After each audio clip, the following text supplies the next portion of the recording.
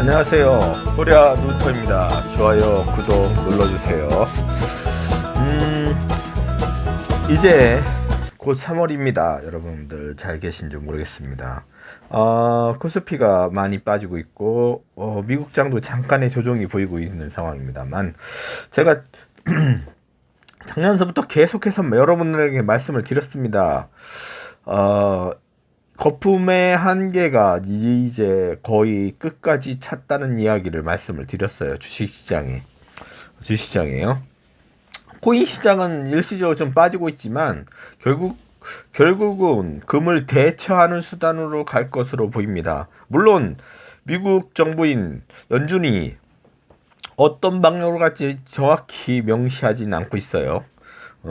아리송한 말을 계속하고 있죠. 그리고 일론 머스크도 이랬다 저랬다 하는 말을 하고 있고요. 여러분들 알 수 없는 상황이지만 일단은 조정은 확실한 것 같습니다. 코인은 일시적인 조정은 확실하고요. 6천만 원까지 갔으니까요. 갔다가 이제 좀 내려오는 지금 분위기가 있고요. 주식시장으로 돌아와서 말씀을 드리자면, 주식시장은 계속 제가 말씀드립니다. 거품이라고 말씀을 드렸고요. 이거는 개미들이 최대한 끌어모일 때까지 터트리지 않을 것입니다. 개미들이 최대한 모일 때까지요. 이거는 우리나라 주식시장뿐만 아니라 미국 주식시장, 전 세계 주식시장을 겨냥한 말씀입니다. 이게요, 빅쇼트를 여러분들이 보셨는지 모르겠지만, 빅쇼트 같은 경우도 한 2년을 끌다가 폭탄을 터트린 거거든요. 서브라임 머기지를요. 원래 터질 거였는데 안 터진 거예요. 계속 막았던 거죠. 은행들이 최대한 많은 일반 사람들 작살내기 위한 작전이었던 거죠. 그것을 정부가 묵인해 왔고요. 지금도 그러고 있습니다. 거품이 이미 찼는데도 계속 그러고 있고요.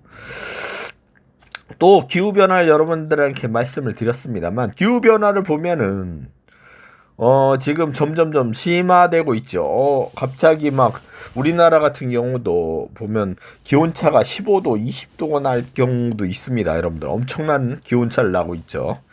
그로 인해서 작황이 안 좋고요. 여러 가지 문제가 계속 터지고 있어요. 물 부족인 나라도 있고, 그 눈사태로 인해서 텍사스는 말할 것 없이 고통을 받고 있고요. 다시 보면은 주식장으로 돌아서 다시 말씀드리겠지만, 절대 주식장은 지금 낙관할 때가 아니라는 거. 지금 마지막 개미들에게 다 죽음을 향해서 준비하고 있다는 것만 알고 가셨으면 좋겠습니다. 언론 얘기 마저 듣고 말씀을 좀 나눌까 합니다, 여러분들. 오르던 국내 증시가 최근 주춤하더니 오늘 코스피가 3천선 아래로 내려갔습니다. 개인 투자자들은 여전히 주식을 사들였지만 악재가 겹치면서 주가가 크게 떨어졌습니다. 그 이유를 김정우 기자가 취재했습니다. 외국인과 기관의 매도 물량이 쏟아지면서 코스피는 2%대 급락해 3천선을 내줬습니다. 지난달 7일 처음 3천을 돌파한 뒤 두 번째 3천선 붕괴입니다. 개인이 5,500억 원 넘게 사모으고도 외국인과 기관의 매도세를 감당하지 못했습니다. 지난해 말부터 이어진 강세장 속에 주가 부담이 높아진 상태에서 중국발 악재가 영향을 줬습니다. 중국 정부가 긴축을 단행해 시장에 풀린 돈을 회수할 것이란 우려 속에 상하이 종합지수가 2% 내렸고, 홍콩 정부의 증권 거래세 인상 발표 소식에 항생지수도 3% 가까이 급락했습니다.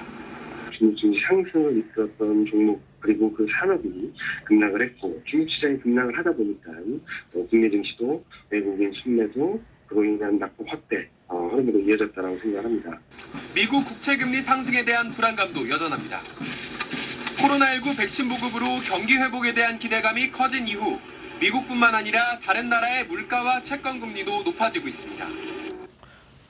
말씀을 들은 것처럼 물가 상승은 계속 이어질 것입니다. 지금 기름값은 1,400원 넘어가고 있고요. 여러분들도 알고 계실 것입니다만, 제가 여러분들한테 계속해서 말씀을 드렸어요. 물가 상승이 있을 거라고. 그리고 3개월치 비축하고 가시라고 했습니다. 그거에 대해서는 변함이 없습니다. 계속해서 물가 상승이 이어질 거고요. 지금 코로나 사태로 물류가 이동이 안 되는 곳이 많고요. 우리나라 뿐만 아니라 다른 나라의 영향이 크다는 거죠. 그리고 또 증시 들어와서 중국이 이렇게 긴축 경제 얘기가 나온다는 것은 내부의 문제가 크다는 거죠. 그리고 북한 얘기를 하자면 북한이 지금 거의 막바지에 왔다는 거죠. 경제 바닥을 치고 있지만 이거는 어느 나라 도와주지 못하는 상황입니다. 더 큰 바닥으로 가지 않을까 걱정스러운 상황입니다. 많은 사람들이 죽음에 다다르지 않을까 그런 고통이 따를 것 같습니다. 제가 말하는 것은 많은 사람이 죽을 수 있다는 거죠. 굶주림에 의해서요. 그리고 미국을 돌아와서 미국 또한 그렇게 넉넉한 형편이 아닙니다. 지금 상황이요. 경제적인 게요. 주가는 뭐 3만 포인트가 넘어서 뭐 펄펄 날아간다고 할지언정 지금 실질적으로 일반 서민과 우리나라도 마찬가지지만 서민들과 중산층들은 벌써 붕괴 직전에 와 있다는 거죠. 이 코로나 사태가 너무 길고 너무 어려운 상황으로 가고 있다는 거죠. 돈이 말라가고 있어요. 위에 사람들만 돈이 넘쳐서 그 사람들만 계속 주가를 띄우면서 흥청망청이 되고 있고 부가 위에 계속 치중하고 있다는 거죠. 전 세계적으로 그렇게 가고 있다는 거죠. 그리고 상당히 어려운 상황으로 가고 있고요. 날씨로 돌아와서 기후 현상을 말씀드리자면 점점 더 극한으로 갈 것입니다. 기후 변화가 점점 심해질 것으로 보이는데요. 텍사스 얘기를 좀 들어보시고 말씀을 나눌까 하네요. 결론적으로 말씀드리자면 여러분은 3개월치 식량을 가지고 가셔야 돼요. 통조림이나 이런 것들, 그리고 쌀과 이런 것들은 필히 가지고 가시기 바랍니다, 여러분들. 얘기 한번 들어보십시오.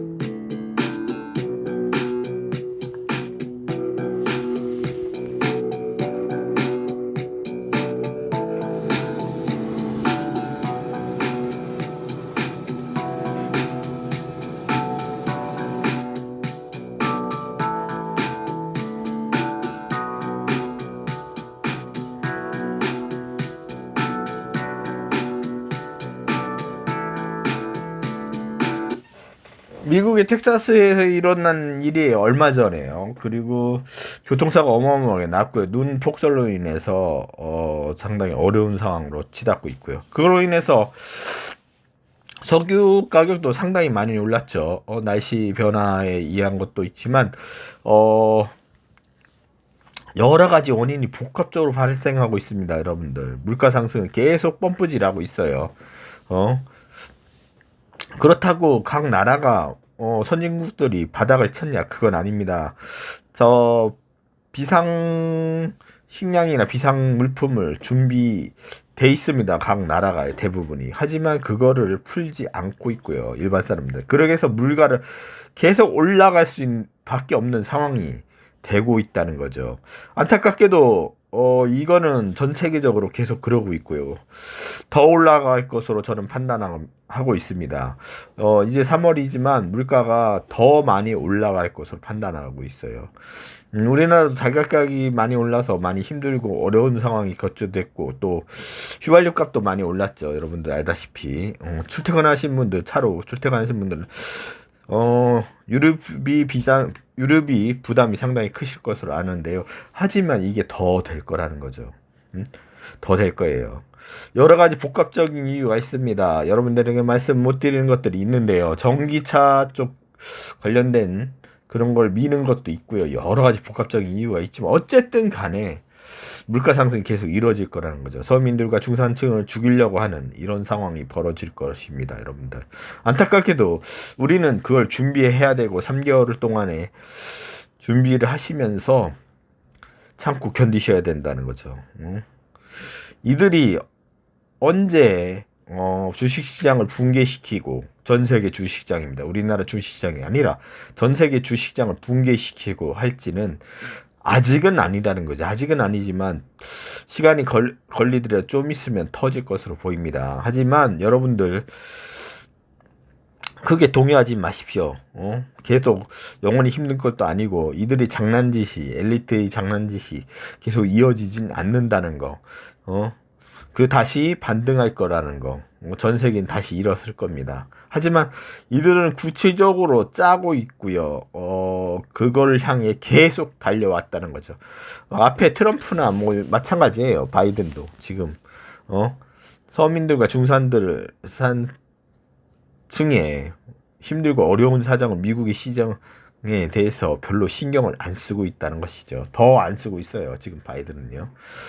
중국 시장도 마찬가지고 지금 상당히 힘듭니다만 지들 밥벌이만 신경을 쓸 거예요. 위에 고위층이요. 다 그러고 있습니다.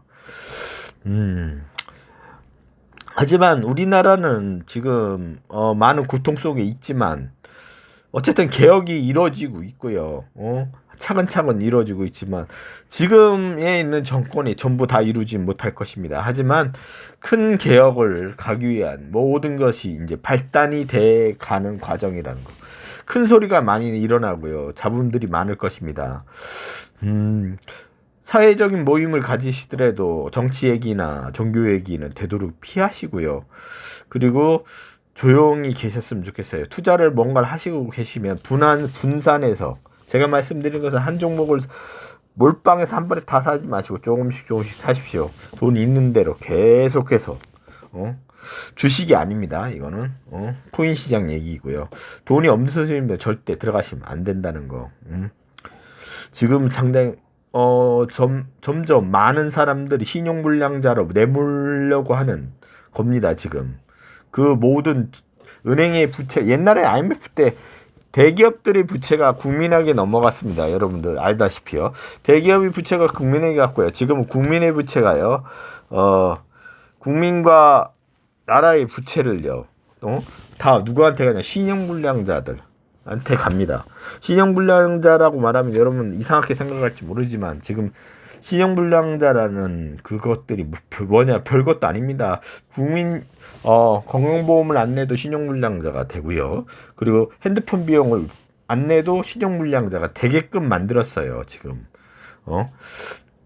그러니까 최소한 우리가 그걸 낼 수 있는 그런 비용을 낼 수 있는 그리고 연체를 안 하고 이자는 꼬박꼬박 낼 수 있는 수준을 계속 만드셔야 된다는 거죠. 투자가 아니라요, 여러분들. 이게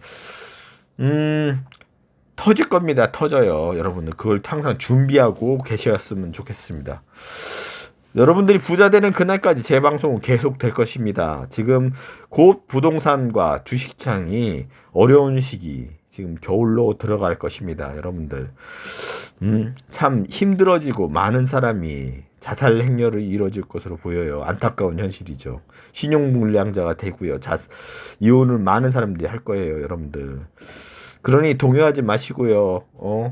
최소한 핸드폰 비용이나 건강보험 그리고 본인이 집에 집담보대출이나 이런 걸 했다면 이자를 낼 수 있는 비용, 최소한 6개월치 이자를 낼 수 있는 비용을 준비해 놓고 계셨으면 좋겠습니다.